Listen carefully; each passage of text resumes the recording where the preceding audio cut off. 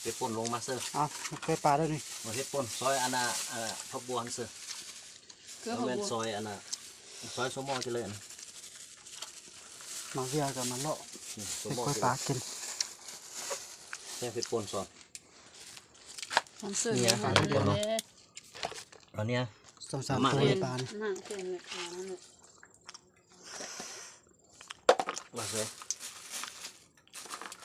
เฮ็ดปุ่นไอ้เอามาคือบอก อยู่กับน้อยอะนะอยู่รถขึ้นแล้วเบิ่งนี่เอามาเห็ดป่นน้องเอามาน้องเออกมา น้องแต่งมาเดี๋ยวนี้น้องก็ยังว่า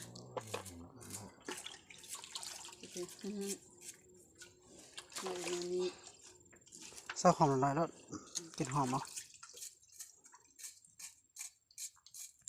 ต้มทั่วมา อืม ต้มทั่วซอยลงที่เลย